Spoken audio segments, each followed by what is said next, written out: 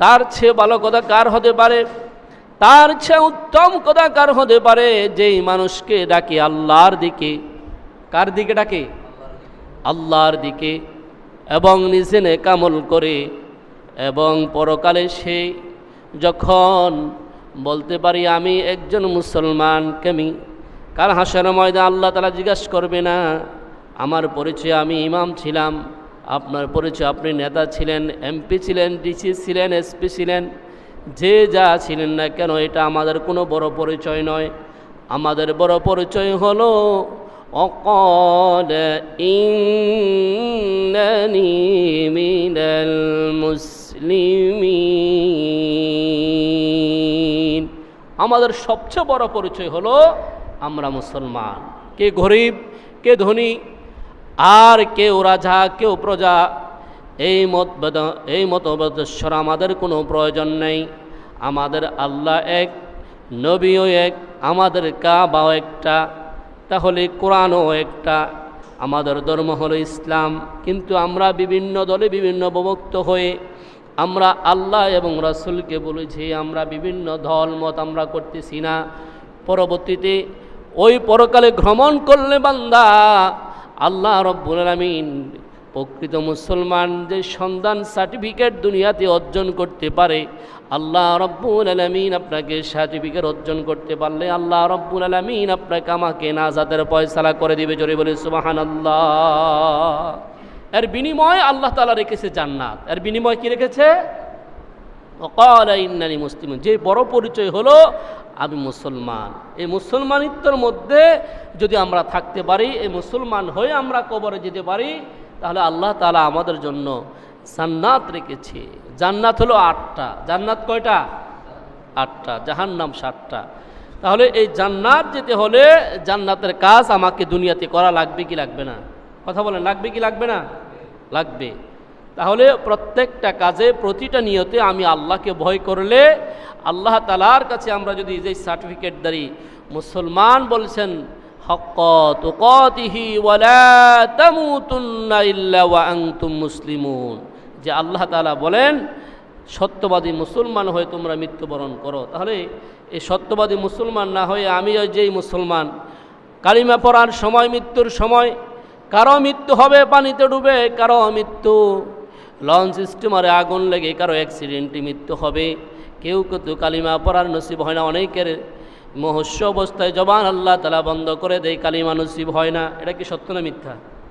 কালিমা নসিব হয় ম্যাক্সিমাম 1000-1 জন, যারা আল্লাহর খাঁটি গোলাম, আল্লাহর ইশারা ছাড়া দুনিয়াতে তারা কোনো কাজ করে না। কিন্তু যারা আল্লাহর কাজ করে যায়, তারা কিন্তু জানে যে আসলে আমার সময়টা শেষ, আমি আর দুনিয়াতে থাকবো না, আমাকে পরকাল গমন করতে হবে। এই মিথ্যা দুনিয়া থেকে আমাকে সত্য দুনিয়া আমাকে আগমন করতে হবে, আমার বেশি দিন আর সময় বাকি নেই। তো ওই লোকটারই বলতে পারে, ইস্তিগফার পড়তে পারে, কালিমা নসিব হতে পারে। আল্লাহ তাআলা কাছে আমরা এখনও সময় আছে, তবে ইস্তিগফার পরে আল্লাহর দিকে ফিরে আসি। আল্লাহ তাআলার সত্যবাদী মুসলমানের, সত্যবাদী যারা সাদিক, সত্যবাদী যারা, আল্লাহ তাআলা তাদের অন্তর্ভুক্ত আমাদেরকে করে দেন। জোরে বলে সুবহানাল্লাহ। তাহলে আমরা সত্যবাদী মুসলমান হয়ে যেতে কবরে যেতে হয়েছে। সত্যবাদী যদি আমার বন্ধু হয়, তাহলে এর চেয়ে আর কি হয়? আর কিছু লাগে না। আমরা জান্নাতে যেতে হলে আমাকে দুনিয়াতে ভালো কাজ করা লাগবে। নামাজ, রোজা, পর্দা, পশিদা, হালাল, হারাম যা কিছু আমরা করি, আমাদের সব কিছুর জন্য আল্লাহ এবং আল্লাহ রাসূল রাজি থাকলেই এটাই যথেষ্ট। জোরে বলি সুবহানাল্লাহ। তাহলে আমরা ইবাদত করব আল্লাহ এবং আল্লাহ রাসূলের সন্তুষ্টির উদ্দেশ্যে, দুনিয়ার কোনো লোভ লালসা, ভালোবাসা কোনো কিছু পাওয়ার জন্য নয়। আমরা কাজ করব একমাত্র লিল্লাহি রাব্বিল আলামিন, আল্লাহ তাআলার সন্তুষ্টির উদ্দেশ্যে। আমরা নামাজ পড়ি আল্লাহর সন্তুষ্টির উদ্দেশ্যে, রোজা রাখি আল্লাহর সন্তুষ্টির উদ্দেশ্যে, কোরবানি করি আল্লাহর সন্তুষ্টির উদ্দেশ্যে। কিন্তু খাওয়ার বেলায় কার সন্তুষ্টির উদ্দেশ্যে আমরা খাওয়া দাওয়া করি? এই খাওয়ার বেলায় যদি আল্লাহ সন্তুষ্ট থাকে, তাহলে আমাকে প্রথম কাজ দস্তরখানা বিছাইতে হবে। আমাকে আল্লাহ তাআলার যে শিখানো ভাষা খানার সামনে আসলে যে এই দোয়াটা আপনাকে আমাকে পার করতে হয়, ওই দোয়াটা পাঠ করতে হবে। লোকমা যখন আমি গ্রহণ করব বিসমিল্লাহ বারাকাতিল্লাহ বলে আমি শুরু করব, নাহলে বিসমিল্লাহির রহমানির রহিম বলে শুরু করব। এরপরে যখন আমি সুন্নত তরিকায় খাওয়া দাওয়া করবো, এইটাই আল্লাহর স্মরণ, এইটাই আল্লাহ তাআলা, এই খাওয়ার উদ্দেশ্যে আল্লাহ তাআলা রাজি খুশি হয়ে যায়। যে খাদ্যর মধ্যে কোনো বিসমিল্লাহ নাই সেটা হলো শয়তানের খাদ্য। সেটা কিসের খাদ্য? শয়তানের। তাহলে আমরা মুসলমান হয়ে যে শয়তান মানুষের কু পরামর্শ দিয়ে আমাদেরকে ওয়াসওয়াসায় দিয়ে আমাদেরকে আল্লাহর দ্বীন ইসলাম থেকে, নামাজ থেকে, রোজা থেকে, পর্দা থেকে, হালাল হারাম থেকে শয়তান আমাকে কন্টিনিউ আপনার আমার সাথে ওয়াসওয়াসা দিতেছে, এই কাজটা ভালো না, এই কাজটার ভিতরে আল্লাহর নিয়ামত আছে, কিন্তু এই কাজটা তোমাকে করতে দেয় না।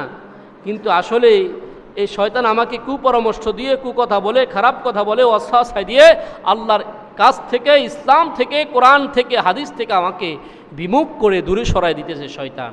আর আমি শয়তানি প্রতারণায় পড়ে আল্লাহকে বলে যাচ্ছি, দ্বীন ইসলামকে বলে যাচ্ছি, নামাজ, রোজা, পর্দা, পশিদা, হালাল হারাম সব কিছু বিনষ্ট করে দিচ্ছি একমাত্র শয়তানের ওয়াসওয়াসার কারণে।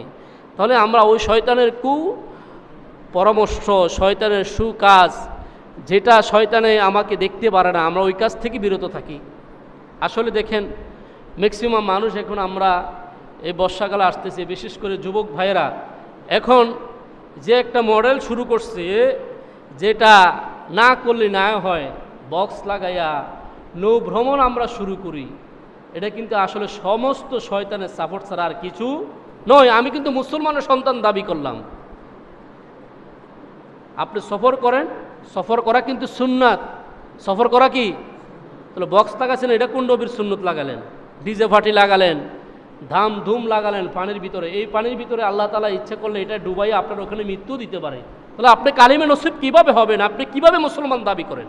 কোনো মানুষ যদি ইচ্ছাকৃতভাবে একটা অনিসলামিক কার্যকলাপের গান শোনে, তাহলে কমপক্ষে তার 7,000 বছর জাহান্নাম। কয় হাজার বছর? কথা বলেন, কয় হাজার?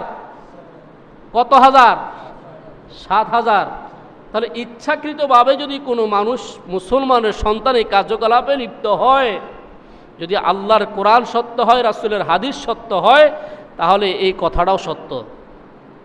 না আমি কেন মুসলমানের সন্তান হয়ে আমি ইসলামী কনসার্ট করি?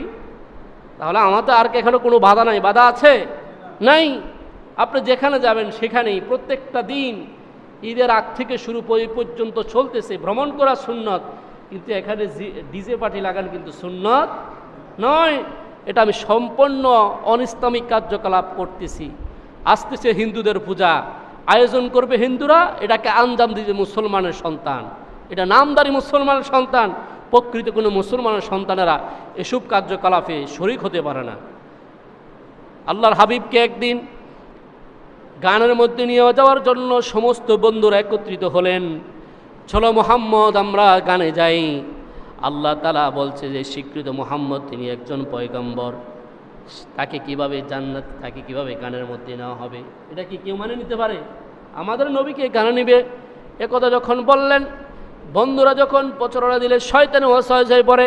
মুহাম্মদ রাসূলুল্লাহ সাল্লাল্লাহু আলাইহি সাল্লাম বলেছেন, ঠিক আছে আমি যাব, কিন্তু যাওয়ার যখন সময় হয়েছে আল্লাহ রব্বুল আলামিন মুহাম্মদের চোখের মধ্যে ঘুমের তান্দ্রা দিয়ে ঘুম লাগিয়ে দিয়েছে। জোরে বলি সুবহানাল্লাহ। সমস্ত বন্ধুরা গেছে, কিন্তু আল্লাহর পয়গম্বর মুহাম্মদ রাসূলুল্লাহকে নিতে পারে নাই। তাহলে আমাদের নবী যেরকম শ্রেষ্ঠ, আমাদের কোরআনও শ্রেষ্ঠ, আমাদের ইসলামও শ্রেষ্ঠ, তাহলে আমরা নবীর উম্মতরা সবচাইতে নিকৃষ্ট কাজগুলো বেছে বেছে করতেছি। জায়গায় জায়গায় মুসলমানরা ধলাধলি করে মার নির্যাতন নিপীড়ন হচ্ছে। একমাত্র একটাই কারণ, আমরা কোরআন থেকে বিমুখ হয়ে গেছি, আল্লাহ রাসূলের আদর্শ থেকে দূরে থাকি, চলে গেছি। এজন্য আজকে আমাদের মুসলমানের এই অবস্থা। ফিলিস্তিনের দিকে তাকান, কিন্তু ফিলিস্তিনে মুসলমান আজকেও কাতরাচ্ছে। একবার করে এভাবে বোমবাস্টিং করতেছে বিজাতিরা। তারা সবাই একসাথে হয়ে বিজাতিরা মুসলমানের উপর আক্রমণ করে, কিন্তু মুসলমান পার্শ্ববর্তী রাষ্ট্র এই পর্যন্ত কোনো প্রতিবাদ করে না। কিন্তু মুসলমান এই পর্যন্ত ঐক্যবদ্ধ হতে পারে নাই। এ পর্যন্ত মুসলমান ঐক্যবদ্ধ হতে পারে নাই। স্বার্থের উপরে আঘাত আসবে, নিজের স্বার্থে আমার স্বার্থের উপর আঘাত আসলে আমি আর কে মরলো কে বাঁচলো এটা আমার জানা দরকার মনে করি না। কিন্তু আসলে আমাদের দরকার ছিল কোরআন যেভাবে আমাদেরকে মুসলমানদেরকে ঐক্যবদ্ধ হওয়ার কথা বলেছি, আমরা সেই ঐক্যবদ্ধ হয়ে নাস্তিক মুরতাদদের মোকাবেলা করতে হবে। গোটা বিশ্বের মুসলমান একত্রিত হয়ে, সাধারণত বদরের যুদ্ধের দিকে তাকান, 1000 সৈন্যের বিরুদ্ধে আল্লাহ তাআলা মাত্র 313 জন সাহাবীদেরকে যুদ্ধ করে আল্লাহ তাআলা বিজয় দেয় নাই। কথা বলেন, বিজয় দিয়েছে কি দেয় নাই? দিয়েছে। তাহলে আমাদের ইমানই সেই স্পিরিট নাই, ইমান আমাদের কম, একবারে নরমালি দুর্বল ইমান। এই জন্য কে ইসলামের জন্য শহীদ হবে, শাহাদাত বরণ করবে, যাদের শক্তি আছে তারা যাক, এরকম চিন্তা চেতনা আমাদের ভিতরে থাকার কারণে আজকে মুসলমান লাঞ্ছিত, অপমানিত, নির্যাতিত। একটাই কারণ কোরআন থেকে দূরে, একটাই কারণ আল্লাহর হাবিবের আদর্শ থেকে দূরে থাকার কারণে আজকে মুসলমান এক প্ল্যাটফর্মে আসতে পারে নাই। সম্মানিত হাজরিন, আল্লাহ সুবহানাহু ওয়া তাআলা আমাদের সকলকে, সমস্ত মুসলমান উম্মাহকে একত্রিত হয়ে খাঁটি নবীর উম্মত হয়ে আল্লাহর খাঁটি গোলাম হয়ে মৃত্যুবরণ করে জান্নাতে যাওয়ার তৌফিক দান করুক। সকলে বলে আমিন। যারা পড়াচ্ছেন কাবলা জুমা সুন্নাত সারা কাজ আদায় করেন। আসসালামু আলাইকুম।